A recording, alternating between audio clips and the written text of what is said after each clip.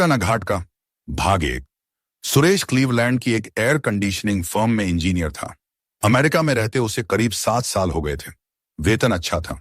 जल्दी ही उसने जीवन की सभी सुविधाएं जुटा ली। घर वालों को पैसे भी भेजने लगा। आने जाने वालों के साथ घर वालों के लिए अनेक उपहार जब तब भेजता रहता। लेकिन न वह स्वदेश आकर घर वालों से मिलने का नाम लेता और न ही शादी के लिए हामी भरता। उसके पिता अक्सर हर ईमेल में किसी न किसी कन्या के संबंध में लिखते, उसकी राय मांगते, पर वह टाल जाता। बहुत पूछे जाने पर उसने साफ लिख दिया कि मुझे अभी शादी नहीं करनी। 8वें साल जब उसके पिता ने बार बार लिखा कि उसकी मां बीमार रहती है और वह कुछ दिन की छुट्टी लेकर घर आ जाए, तो वह 6 माह की छुट्टी लेकर स्वदेश की ओर चल पड़ा। घर वालों की खुशी का ठिकाना न रहा। कई रिश्तेदार हवाई अड्डे पर उसे लेने पहुंचे। माता पिता की आंखें खुशी से चमक उठीं। सुरेश लंबा तो पहले ही था, अब उसका बदन भी भर गया था और रंग निखर आया था। घर वालों व रिश्तेदारों के लिए वह बहुत से उपहार लाया था। सब ने उसे सिर आंखों पर बिठाया। सुरेश की मां की बहुत इच्छा थी कि इस अवधि में उसकी शादी कर दे। सुरेश ने तरह तरह से टाला। बीवी को तो मैं अपने साथ ले जाऊंगा, फिर तुझे क्या सुख मिलेगा? क्लीवलैंड में मकान बहुत महंगे मिलते हैं। मैं तो सुबह 8 बजे का घर से निकला, रात 10 बजे काम से लौट पाता हूं। वह बैठी बैठी मक्खियां मारेगी। पर मां ने उसकी एक नहीं सुनी। छोटे भाई बहन भी थे। आगे का मलबा हटे तो उनके लिए रास्ता साफ हो। सुंदर कमाऊ लड़का देखकर कुंवारी कन्याओं के पिता ने पहले ही चक्कर काटने आरंभ कर दिए थे। जगह जगह से रिश्तेदारों की सिफारिशें आने लगी। दबाव बढ़ने लगा। खाने की मेज पर शादी के लिए आए प्रस्तावों पर विचार विमर्श होता रहता। सुरेश को न कोई लड़की पसंद आती थी, न कोई रिश्ता। हारकर उसके पिता ने समाचार पत्र में विज्ञापन और इंटरनेट में एक मैट्रिमोनियल साइट पर सुरेश का प्रोफाइल डाल दिया। चट मंगनी पट ब्याह वाली बात थी। दूसरे ही दिन ढेर सारे फोन और ईमेल आने लगे। उन बहुत सारे ईमेल और फोन में सुरेश ने 3 ईमेल को शॉर्टलिस्ट किया। इन तीनों लड़कियों के पास शिक्षा की कोई डिग्री नहीं थी। वे बहुत अधिक संपन्न घराने की भी नहीं थीं। इनके परिवार निम्न मध्य वर्ग से थे। घर वाले हैरान थे कि इतना पढ़ा लिखा, काबिल लड़का और इसने बिना पढ़ी लिखी लड़कियां पसंद की। फिर कोई ख्याति प्राप्त परिवार भी नहीं कि दहेज अच्छा मिले या वे लोग आगे कुछ काम आ सकें।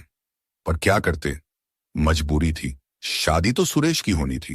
तीनों लड़कियों को देखने का प्रोग्राम बनाया गया। एक लड़की बहुत सुंदर थी पर छरहरे बदन की थी। दूसरी लड़की का रंग सांवला था पर नैन नक्श बहुत अच्छे थे। स्वास्थ्य सामान्य था। तीसरी लड़की का रंग रूप और स्वास्थ्य भी बहुत अच्छा था। सुरेश ने तीसरी लड़की को ही पसंद किया। घर वालों को उसकी पसंद पर बड़ा आश्चर्य हुआ। शिक्षा दीक्षा के संबंध में सुरेश ने 2 टूक उत्तर दे दिया। मुझे बीवी से नौकरी तो करानी नहीं, मैं स्वयं ही बहुत कमा लेता हूं। रंग रूप के संबंध में उसकी दलील थी। मुझे फैशन परस्त, सौंदर्य प्रतियोगिताओं में भाग लेने वाली गुड़ियां नहीं चाहिए। मुझे तो गृहस्थी चलाने के लिए औरत चाहिए। सुनने वालों की आंखें फैल गईं। कितना सुंदर, पढ़ा लिखा, ऊंचा वेतन पाने वाला लड़का और कैसा सादा मिजाज। 2-4 हमजोलियों ने मजाक में अवश्य कहा कि यह तो चावल में उड़द या गिलट में हीरा जड़ने वाली बात हुई, पर जिसे पिया चाहे ही सुहागिन। लड़की वालों की तो जैसे लॉटरी खुल गई थी। घर बैठे कल्पना से परे दामाद जो मिल गया था। वरना कहां सुदेश जैसी मिडिल पास साधारण लड़की और कहां सुरेश जैसा सुंदर व सुसंपन्न वर। शादी धूमधाम से हुई। सुरेश और सुदेश हनीमून के लिए नैनीताल गए। एक होटल में जब पहली रात आमोद प्रमोद के बाद सुरेश सो गया तो सुदेश कितनी ही देर तक खिड़की के किनारे बैठी कभी झील में उठती लहरों की ओर, कभी आसमान के तारों को निहारती रही। उसके हृदय में खुशी की लहरें उठ रही थीं और उसे लग रहा था कि जैसे आसमान के सारे सितारे किसी ने उसके आंचल में भर दिए हैं। फिर वह लिहाफ उठाकर सुरेश के पैरों की तरफ लेट गई। सुरेश के पैरों को छाती से लगाकर वह सो गई। 15 दिन जैसे पलक झपकते बीत गए।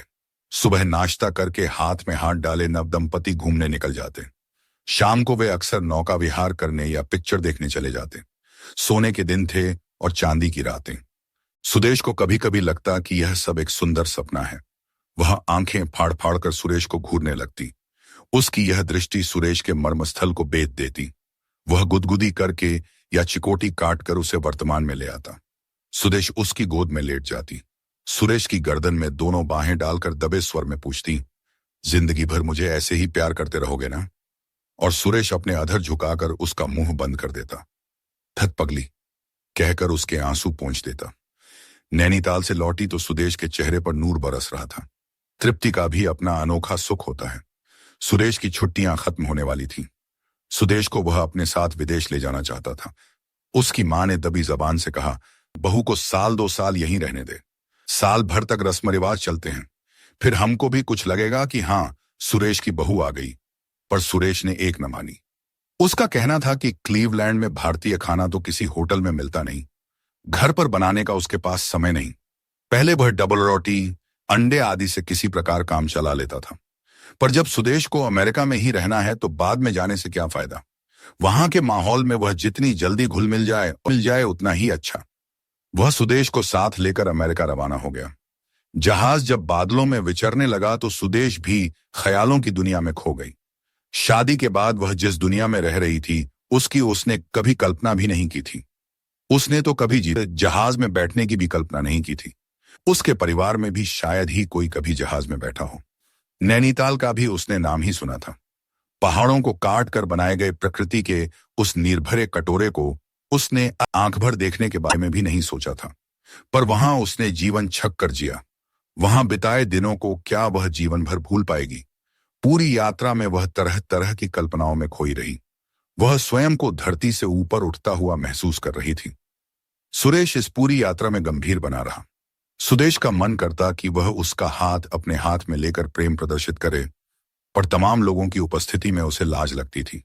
यह नैनीताल के होटल का कमरा तो था नहीं, पर थोड़ी देर बाद ही उसका जी घबराने लगता था।